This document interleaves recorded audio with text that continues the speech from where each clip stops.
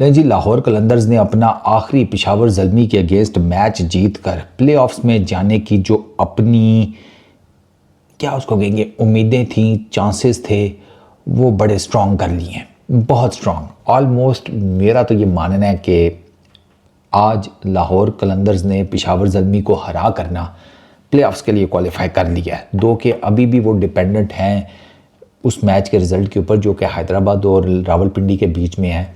हैदराबाद वो मैच जीत भी जाए ना, उसके 10 पॉइंट्स होंगे, तो इसका मतलब है वो कराची किंग्स, लाहौर कलंदर्स तीनों 10 पॉइंट्स के ऊपर होंगी, तो फिर रन रेट के ऊपर आएगा ना मामला। तो रन रेट में तो लाहौर कलंदर्स बहुत बेहतर है। हैदराबाद किंग्समैन को ना बहुत कोई मैसिव किस्म की डिफीट देनी पड़ेगी रावलपिंडीज की टीम को, मे बी 100 रन्स की, तो फिर जाकर शायद उनका रन रेट जो है वो लाहौर कलंदर से बेहतर हो जाए। और हैदराबाद की जो हालात हैं, मतलब वो जिस किस्म की क्रिकेट खेलते हैं, आज पूजा कल कोई दूजा, तो मुझे नहीं लगता कि वो क्वालिफाई कर पाएंगे इतने मैसिव मार्जिन से। वो शायद रावलपिंडीज़ को हरा दें, मार्जिन शार्जिन वाली कहानी नहीं है, तो लाहौर कलंदर्स आ जाएगा प्ले ऑफ में। I am telling you, Lahore Qalandars play of में है। और लाहौर कलंदर्स की ना एक रीत है, वो जैसे तैसे जब प्ले ऑफ्स में आते हैं ना, तो वो प्ले ऑफ्स में आके बहुत अच्छा खेलते हैं, ये ज़हन में रखिएगा। इस साल वो गिरते पड़ते जैसे तैसे करके प्ले ऑफ्स में आ गए हैं जो मुझे लगता है, लेकिन प्ले ऑफ्स में they will be a very dangerous side. उनकी हिस्ट्री ये बताती है प्ले ऑफ्स में ना एकदम वो ना फ्लड लाइट बन जाते हैं, दूर तक हर चीज़ रोशन कर देते हैं। पेशावर ज़ल्मी आज शायद मैच ना हारता, लेकिन पेशावर ज़ल्मी का आज एक तो दिन नहीं था, चलो अच्छी बात है। प्ले ऑफ से पहले पहले लॉ ऑफ एवरेज के हिसाब से वो एक गंदा दिन भी उन्होंने गुजार दिया है। वो गंदा दिन टेक्निकली अगर मैं बताऊं तो उनकी बॉलिंग और उनकी फील्डिंग में था। मतलब पेशावर ज़ल्मी की बॉलिंग बड़ी अच्छी रही है, उनकी फील्डिंग बड़ी अच्छी रही है। आज उन्होंने इतनी मिस फील्डिंग की है, एंड पर कैच ड्रॉप किए हैं, और वो सारा कुछ उनको अल्टीमेटली इस मैच के हारने की सूरत में पड़ा है। अच्छा, एक और चीज़, पेशावर ज़ल्मी बड़े कंफर्टेबल होते हैं चेज़ करने के चक्कर में। एक चीज़ आज और पता लग गई है कि अगर आप पेशावर ज़ल्मी को पहले बैटिंग कराएं ना, तो आपका पेशावर ज़ल्मी के अगेंस्ट चांस है। पेशावर ज़ल्मी चेज़ के लिए ज़रा ज़्यादा कंफर्टेबल रहती है, आपने पूरे PSL में देख लिया है। आज उन्होंने पहले बैटिंग की है, 199 किया उन्होंने, और ये 199 उनको डेथ ओवर्स में उन्होंने ना बहुत हिटिंग की है। डेथ ओवर्स में उनकी हिटिंग जो है ना, डेथ ओवर्स में पेशावर ज़ल्मी ने 60 रन मारे हैं। इस वजह से वो बड़े ज़बरदस्त किस्म के एक टोटल के ऊपर उन्होंने फिनिश किया, 200 तकरीबन कर लो ना। वरना डेथ ओवर्स में ब्रेसवेल की, इफ्ती चाचा की, इनकी हिटिंग ना लगती ना, तो पेशावर ज़ल्मी 200 के करीब तो मसा मार के इन्होंने 150-60 ही कर पाना था, फिर यहाँ 170 कर लो। मैक्स रीचिंग की 170, कमेंटेटर कह रहे थे कि 170 के करीब कर लें तो फाइटिंग टोटल हो जाएगा, ये कमेंट्री में बात हो रही थी। जेम्स विंस, शाहीन के पहले 3 ओवर बहुत ज़बरदस्त थे। शाहीन ने पहले 3 ओवर बहुत ज़बरदस्त किए हैं, तीनों पावर प्ले में किए हैं। वो जो डेथ ओवर उसका है उसमें उसको मार पड़ गई, वरना उसने पहले 3 ओवर बहुत ज़बरदस्त किए हैं। उसने जेम्स विंस को जो यॉर्कर मारा है ना, मैं कहता हूँ कि इस टूर्नामेंट का बेहतरीन यॉर्कर होगा वो, या बेहतरीन यॉर्कर्स में से एक तो पक्का है। जेम्स विंस को गेंद नज़र ही नहीं आया। जेम्स विंस इस तरीके से बिहेव कर रहा था जैसे गेंद जो है ना वो जल बुझ करती हुई एकदम उसकी तरफ आ रही है, उसे पता नहीं लग रहा कब बुझेगी कब जलेगी। और जल बुझ मिर्चें नहीं होती, मिर्च वो लाइटें देखिए ना, वो मिर्चें, वो शादी वाले घरों में, किसको कह रहा हूँ यार, तुम लोगों को शादी, तुम्हारा क्या लेना देना शादी से, जिसे कहते हैं नस्ली कमारे, तुम लोग बेड की दोनों साइडों से कंफर्टेबल उतरने वाले, वो कहाँ, मैं तुम्हें एग्जांपल, उर्स में लाइटें देखी हैं, हाँ तुम लोगों ने तो वहीं देखी होंगी। तुम लोगों ने शादी के घर में क्या देखनी थी, उर्स में नहीं वो लाइटें जल बुझ रही, उनकी बात कर रहा हूँ, ठीक है। तो वो तो उसको तो वैसे ही नज़र आई, गेंद ऑफ स्टंप पे लगी है, तो उस बेचारे का तो मुंह देखने वाला था कि जैसे पता नहीं एकदम से कुछ चलते फिरते मोटरसाइकिल पे उसको चांद छिक के चला गया, और उसे समझ ही नहीं आ रही, वो ऐसे हवांका था। वो बहुत आउटस्टैंडिंग बॉल था। कुसाल मेंडिस आज नहीं चल सका, उसको भी शाहीन ने आउट किया, और शाहीन ने वो ये तीसरे ओवर में अपने आउट किया। शाहीन नॉर्मली पावर प्ले में तीसरा ओवर करता नहीं है, वो स्पेशल कुसाल मेंडिस के लिए ना सम और दी अदर इसको ना फीलिंग आ रही होगी एज ए बॉलर कि इसको मैं ले सकता हूँ, और इवेंचुअली वो ले गया उसको, कुसाल मेंडिस को। कुसाल मेंडिस ने 7 रन्स किए हैं। ये 2 बड़े इंपॉर्टेंट ब्लोज लगे हैं आज पेशावर ज़ल्मी को। और मैं हमेशा एक बात कहता हूँ कि पेशावर ज़ल्मी का असल पता लगेगा जब ये मुद्दा आएगा इनके मिडल ऑर्डर पे। आज इनका मिडल ऑर्डर टेस्ट हुआ है। ब्रेसवेल ने 83 किए हैं 45 बॉल्स के ऊपर। क्या उस बंदे ने इनिंग खेली है सीरियसली। क्रीज में खड़े खड़े जो उसने स्कूप मारे हैं ना फास्ट बॉलर्स को, जो उसने हारिस रऊफ की पेस को यूटिलाइज़ किया, जो उसने शाहीन और सैम्स को जो उसने शॉट मारे हैं, एक उसने डैनियल सैम्स को शॉट मारा है यूं करके खब्बे से एकदम सजा हो गया। तूने तो उस तरह चौधरी इंडिकेटर दिया खब्बा दे के सजा के जैसे ख़वातीन देती है ड्राइव करते हुए। मजाक प्लीज़ डोंट माइंड। आपकी ड्राइविंग को डिस्क्रिमिनेट नहीं कर रहा, वो अक्सर आप कर देती है ना। आपको लगता है कि राइट साइड पे जाना है तो लेफ़्ट साइड का इंडिकेटर देना चाहिए कि उस तरफ से निकल जाओ खब्बे से। ओके होता है, मैं खुद करता हूँ, चलिए इस बात में क्या है। तो वो उसने बहुत आउटस्टैंडिंग शॉट था बेचारा। डैनियल सैम्स भी यूँ कर रहा था कि अब मैं क्या ही बोलूँ। खैर ऊपर पहले बॉबी भाई की बात करते हैं। बॉबी भाई ने 59 किए 45 बॉल्स के ऊपर। Typical Babar Azam inning. अच्छा मुझे लगता है कि बॉबी भाई ना, शायद ये मेरा अंदाज़ा है, ये मैं एज ए फ़ैन नहीं एज ए टेक्निकल पर्सन बात कर रहा हूँ, मुझे लगता है कि शायद वो तेज़ खेल लेते बॉबी भाई, लेकिन वो जो कुसाल मेंडिस जल्दी आउट हो गया ना, तो बॉबी भाई को आइडिया हो गया कि यार इनिंग को ना लंबा लेकर चलने की जिम्मेदारी अब उनके ऊपर आ गई है। क्योंकि पीछे क्या हो रहा है, कुसाल मेंडिस बॉबी भाई को देता कवर, कुसाल तेज़ रन करता है, बॉबी भाई अपने लगे रहते हैं। एट द मोमेंट बॉबी भाई का वो जो पार होता है ना, वो एक certain number of balls, number of runs बराबर 15 16 17 18, और उसके बाद फिर वो स्टार्ट करते हैं। वो मल्टीपल टाइम्स कुसाल मेंडिस कह रहा था आप तुसी राम नाल आओ, टेंशन नहीं है, मैं संभाले है। और बॉबी भाई फिर वहाँ से एकदम से जंप कर जाते थे, तो वो आज नहीं हो सका क्योंकि आज कुसाल जल्दी आउट हो गया। तो बॉबी भाई ने फिर कहा कि यार मेरे रन्स इंपॉर्टेंट होंगे तो मैं लेकर चलता हूँ इनिंग्स को। मुझे लगता है ठीक है, क्योंकि बहुत ऐसी कोई आउटस्टैंडिंग बॉलिंग नहीं थी। हाँ उबैद और हारिस रऊफ बाद में जब आए ना ओल्ड बॉल से, तब उन्होंने बॉबी भाई को फंसाया है, तंग किया उन्होंने बॉबी भाई को पुराने गेंद से, वेरिएशन ऑफ पेस के साथ। बॉबी भाई को हारिस रऊफ ने कटर के ऊपर बोल्ड किया है, स्लोअर वन के ऊपर। इसी से आप अंदाज़ा लगा लें बॉबी भाई वो जो वेरिएशन ऑफ पेस थी ना इन दोनों की इन पर्टिकुलर, वो प्रॉब्लम कर रही थी। But overall it was a decent inning. But Bracewell was outstanding यार। ब्रेसवेल ने शाहीन का आउटसाइड दी ऑफ स्टंप एक स्लोअर वन था कटर, उस्ताद उसने सिर्फ यूं ऑफ साइड पे जाके ना यूं किया है, डीप स्क्वायर लेग के ऊपर छक्का। मैं तो शॉट ही देख के हैरान हो गया। पेस वाला गेंद भी नहीं था कि बंदा कहता है ना पेस को यूटिलाइज कर लिया, स्लोअर वन था, ऑफ कटर था, ऐसे आराम से उसने कलाइयाँ दिखाई हैं, वो छक्का। मैं कहा क्या बात है, बहुत प्यारा शॉट था। फिर इफ्ती चाचा वो 27 करके 14 गेंदों के ऊपर उन्होंने आगे मार धाड़ की, तो वो जो एक बूस्ट था ना वो पेशावर ज़ल्मी को एग्जैक्टली मिला उनकी डेथ ओवर्स की बैटिंग में। पावर प्ले में उन्होंने 43 रन किए, 2 विकेटें गिरी। पावर प्ले में वो कम थे, पावर प्ले में उनका स्कोर ठीक ठाक कम था, थोड़ा सा ज़्यादा वो कर सकते थे। मिडिल ओवर्स में वो ठीक किए, 96 किए, 1 आउट, ठीक है। फाइनल ओवर्स में उन्होंने 60 रन किए हैं और उनकी 1 विकेट गिरी है।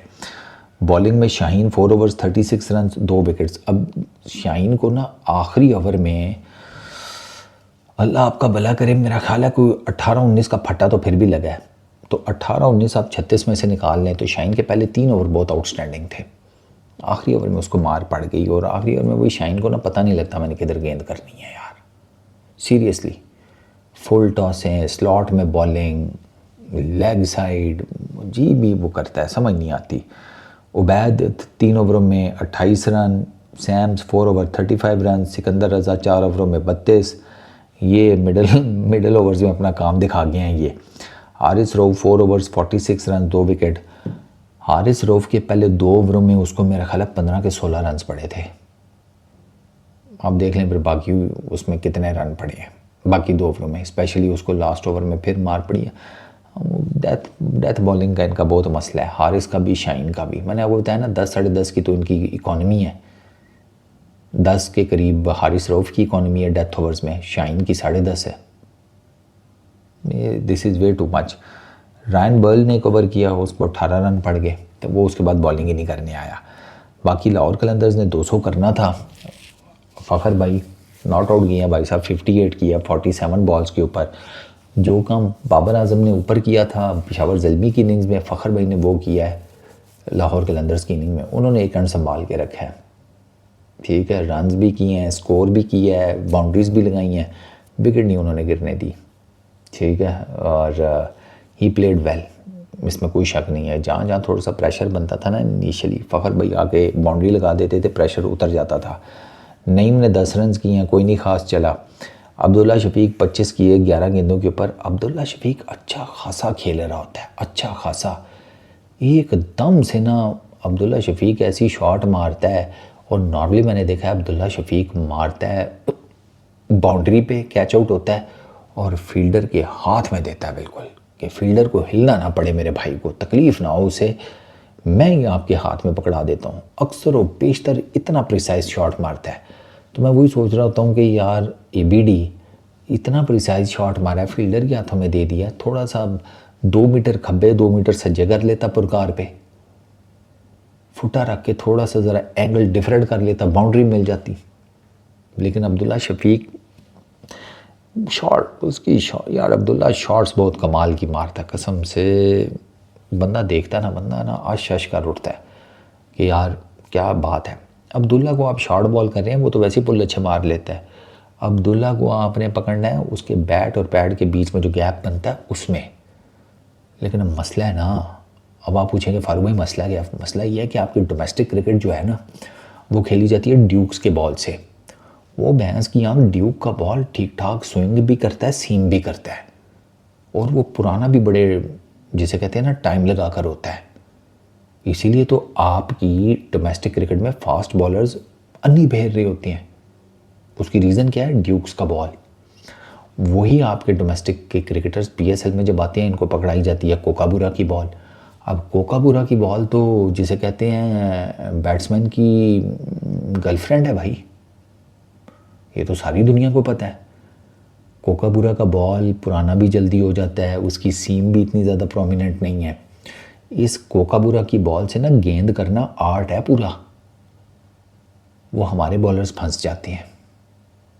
ये है एक मेजर नुक्ता, ठीक है ना।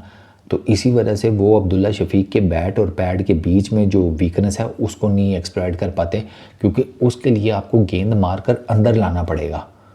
वो कहाँ से लाएंगे? ये गेंद का भी इशू होता है, स्किल सेट का भी है, ठीक है। अच्छा, असलंका ने 33 रन किए, ठीक है। असलंका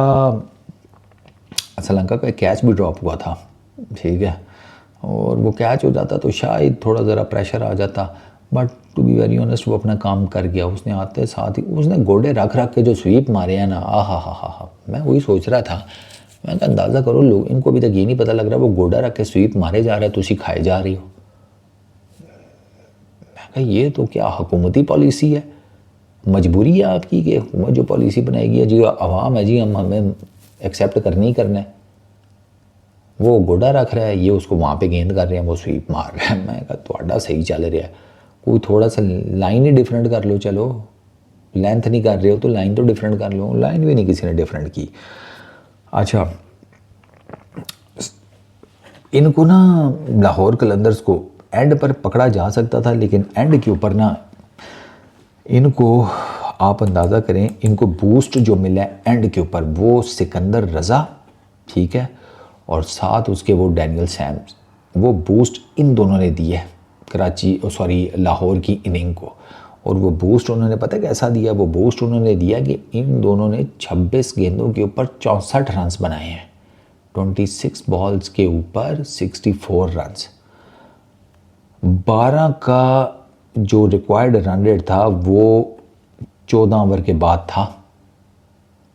14th ओवर के एंड पर ना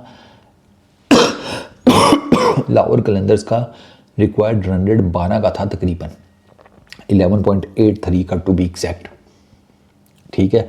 इनका स्कोर था 129, 130 कर लो तो इनको टेक्निकली 6 ओवरों में 70 रन चाहिए थे। यहाँ पे बहुत बुरी बॉलिंग की है अली रज़ा ने, ठीक है। सुफियान मुकीम को भी कुट पड़ गई, सिकंदर रज़ा ने मारा है, ठीक है पहले, फिर उसके बाद आकर डैनियल सैम्स मार गया। तो मैं तो बस देख ही रहा था, मैं कहा यार ये क्या बॉलिंग कर रहे हैं, डैनियल सैम्स को विड्थ दे रहे हैं, वो तो मारने आए हैं, ये तो वो अच्छा खासा लंबे कद का है, ठीक है। तो आप उसको विड्थ देंगे तो वो तो विड्थ के ऊपर आपको मारेगा, चंगे पले लंबे बाजू हैं उसके, तो आपने तो विड्थ नहीं दी उसको, बेसिकली उसको आर्क में गेंद दे दी और उसने फिर मारा इनको। मैं बता रहा हूँ कि 26 गेंदों पे 64 मारा इन दोनों ने मिल के, ये सिकंदर रज़ा ने और डैनियल सैम्स ने, 4 इन दोनों ने मिलकर छक्के मारे हैं, 7 चौके। स्ट्राइक रेट एक का 263 है, एक का 233 है। यहाँ पे इधर गेम हारे हैं। और कोई अली रज़ा का ना मैं देखता हूँ ना, तो खैर 19.3 ओवर्स में वो 200 करके जीत गए। इसमें पहले खुरम शहजाद 1 for 22 3 ओवर्स में उसने ठीक बॉलिंग की, बड़ा बॉल इसने इनिशियली हिलाया भी था। Basit 3.3 overs 36 run, Iftikhar Ahmed 1 for 33 4 overs में, अली रज़ा 1 for 48 3 ओवर्स में, ब्रेसवेल 22 रन खाए 2 ओवर्स में, सुफियान मुकीम 1 for 38 4 ओवर्स में। अली रज़ा का पता है क्या प्रॉब्लम है, for some reason Ali Raza मुझे ना डर ही है कि मुस्तकबिल का हमारा दूसरा हारिस रऊफ़ ना साबित हो।